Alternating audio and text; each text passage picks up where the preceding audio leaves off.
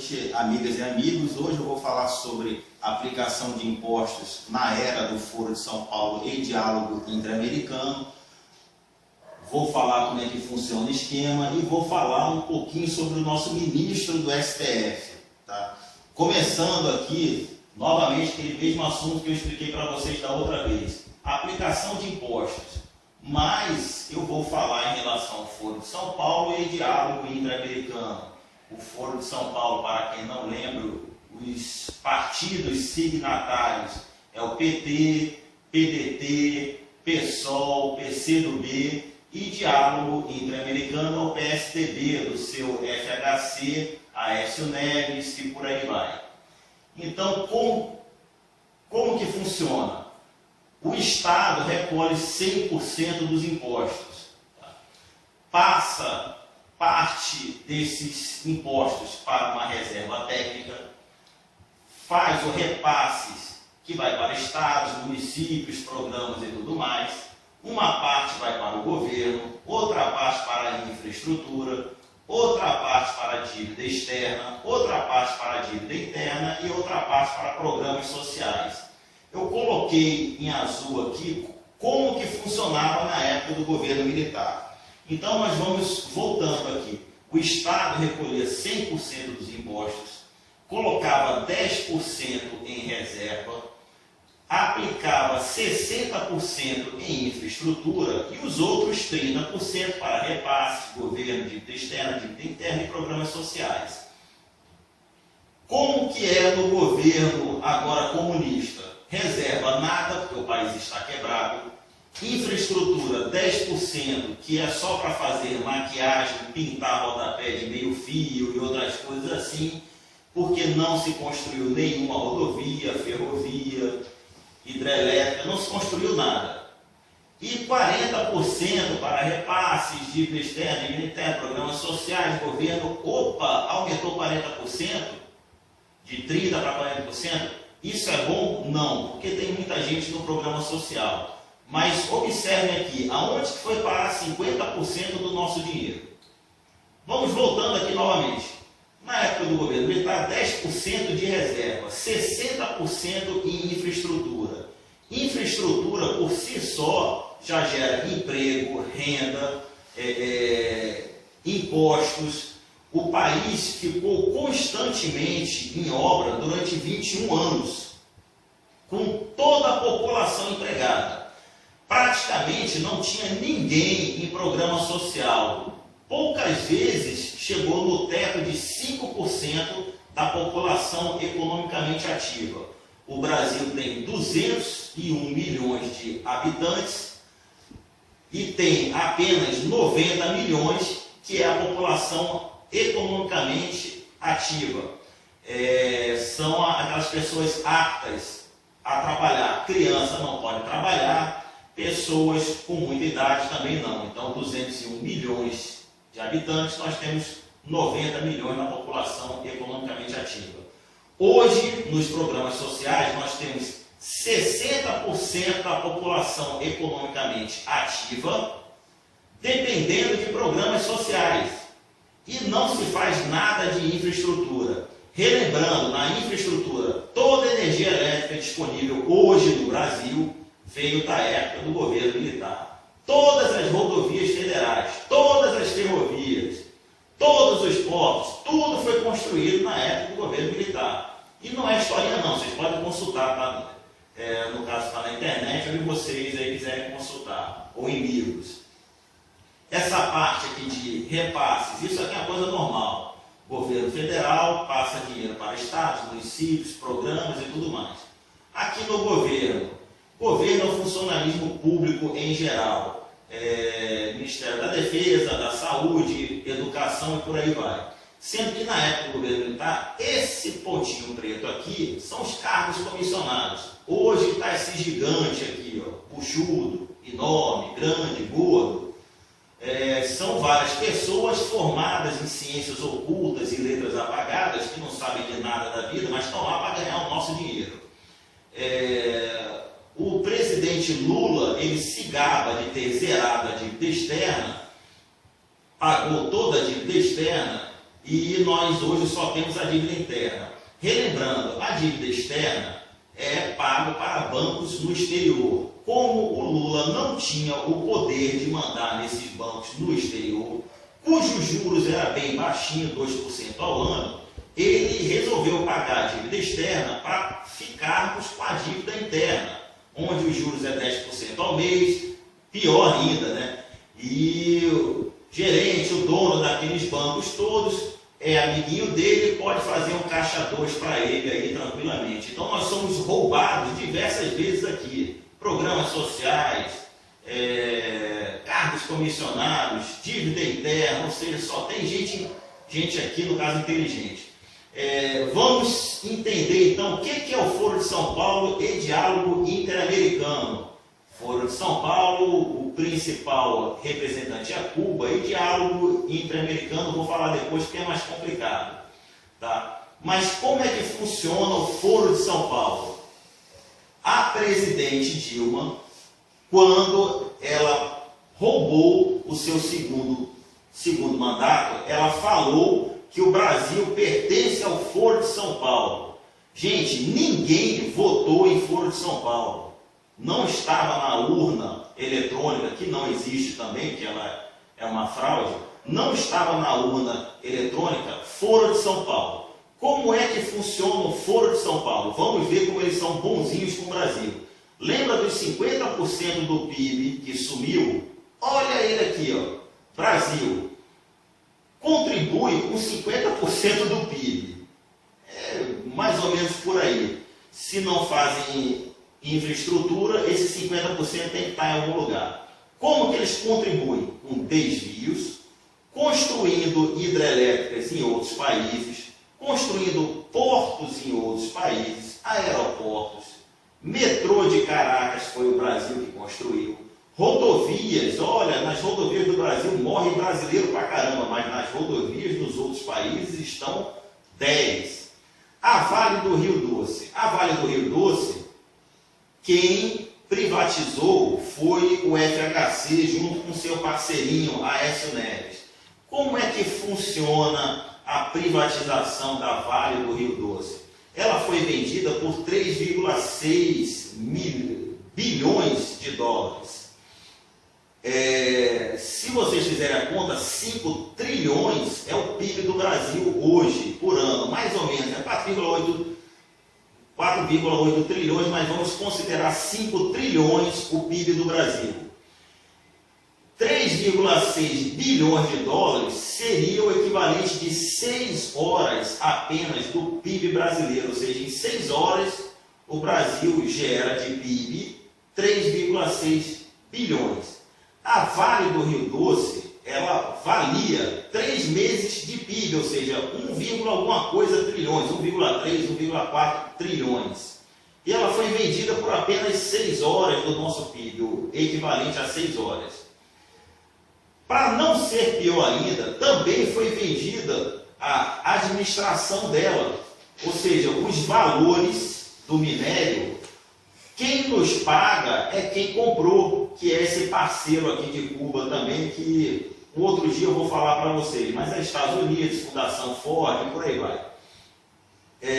Ou seja, se para gerar 1 quilo de minério, se gasta R$6, mas você vende por R$100, a administradora estrangeira vai passar para o Brasil apenas R$6 e vai ficar com um lucro de R$94. É assim que funciona, passaram tudo mesmo.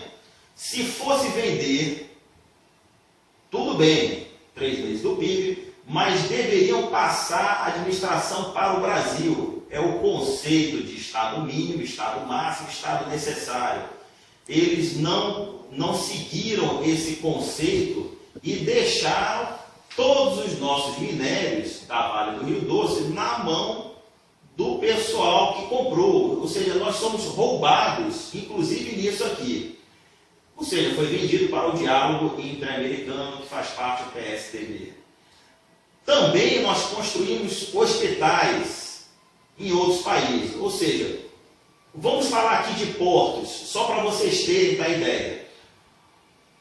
O porto que vai ser construído no Uruguai vai fazer com que os portos do sul do Brasil, do Paraná, de Santa Catarina, de Porto Alegre, de Pelotas, nossos portos vão à falência. Por quê? Está vendo essa seta vermelha aqui? O Brasil injeta dinheiro no Foro de São Paulo. Esse dinheiro vai para diversos países, entre eles Equador, Colômbia, Venezuela. Nós construímos lá o metrô de Caracas, construímos ferrovias. Uruguai, nós estamos mandando dinheiro para lá para construir portos. Bolívia, nós deixamos toda uma instalação da Petrobras que custou algo em torno de 1,5 bilhões de dólares. Evo Morales, o presidente da Bolívia, fumou, no caso, uma maconha estragada, acordou com os ovos trocados, falou, vou tomar a Petrobras. Aí tomou, o Lula deixou tomar 1,5 bilhões do bolso do brasileiro e, de quebra, ainda deu para ele aumento do gás que nós compramos de 300% para os empresários de São Paulo e do Rio de Janeiro pagar. Nós também damos dinheiro para a Argentina. Ou seja, esses países não dão nada para o Brasil. Dão sim, Bolívia nos dá drogas, Colômbia nos dá drogas e armas, que isso entra no Brasil destruindo os nossos jovens, nossas crianças, destruindo aqui o nosso futuro. Ou seja, é uma festa onde só o Brasil se dá mal. E Cuba recebe todo esse dinheiro aqui de todo mundo. Todo mundo passa dinheiro para Cuba. Só para que vocês lembrem, o povo de Cuba, vive lascado. Quem já foi em Cuba sabe que tem uma cúpula de 5 a 6 mil pessoas que vivem muito bem. O resto do povo vive lascado, totalmente roubado. Por quê? Fidel Castro precisa do povo pobre para colocar a culpa em alguém. Falar, tá vendo, meu povo está mal, porque os Estados Unidos fez um cerco onde ele não compra nada de mim e eu não posso mandar e não posso comprar nada dele. Mas Cuba nunca foi impedido de fazer comércio nem com o Brasil, nem com o Peru, nem com ninguém. Eles deixam o povo morrendo à míngua porque isso faz parte da propaganda comunista. Precisa desenhar? Não, porque já está desenhado. Tá? Sobre esse assunto aqui, é só vocês voltarem a fita aí depois e dar uma consultada melhor. Vamos falar um pouquinho sobre o nosso ministro do STF. Gente, é um dos cargos mais importantes do Brasil. É vitalício, o cara fica lá até 70, 75 anos. Ou seja, tem que ser uma pessoa extremamente importante para estar nessa função. Ele tem que ter uma experiência pública e privada muito grande. Tem que ter o notório saber. Tem que ser sabatinado pelo Senado Federal. Todo o Senado Federal vai lá entrevistar o cara. Ver, pô, esse cara é bom, vamos conversar, qual é a sua experiência profissional. Tudo. E aí vai. E escolhemos o Dias Toffoli. Dias Toffoli, ele é advogado do PT. Nunca passou em concurso público. Isso prova, só por si só, que nós não temos Senado Federal. Se aprovou esta figura aqui, Dias Toffoli, nós não temos Senado Federal.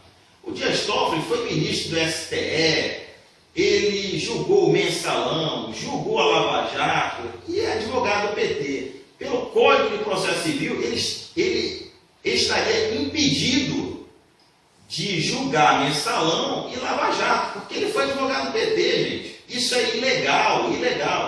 E como presidente do STE, ele baixou leis onde ninguém poderia criticar o sistema eleitoral brasileiro. Ninguém poderia criticar, ninguém. Ele deveria receber os processos e ele mesmo julgaria os processos dele. E ele fez a contagem dos votos de forma secreta, o que é contra a lei também. Ele feriu o princípio da publicidade. Tá? Ele pediu transferência para julgar a Operação Lava Jato. Observe como a Operação Lava Jato, ela é muito estranha no conceito dela. Dilma não está na lista por ser presidente. É, legal, muito bom. Mas o Lula também não está. Ué, ele já não é mais presidente. Ele não tem foro privilegiado. Observem o risco que o Brasil está correndo com esta figurinha aqui. Ele pode fazer duas coisas. Afastar todos os envolvidos, o que é legal, já que ele é ministro, foi sabatinado pelo Senado, e ele, indo julgar a Lava Jato, ele legalmente pode afastar todos os envolvidos. Com isso, só fica comunista no Congresso. Está dado o golpe. Ou ele pode fazer um acordozinho de cavaleiros. Eu não afasto vocês e vocês aprovam tudo quanto é coisinha nossa. Está dado de novo o golpe comunista. Ficamos numa sinuca de bico.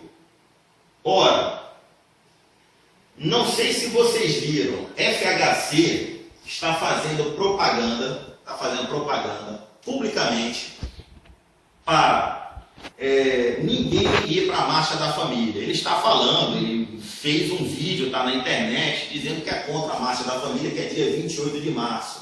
Diz, não faça isso. Gente, também não tirem a Dilma, porque se ela foi eleita politicamente, nós temos que retirá-la politicamente. É um erro de conceito.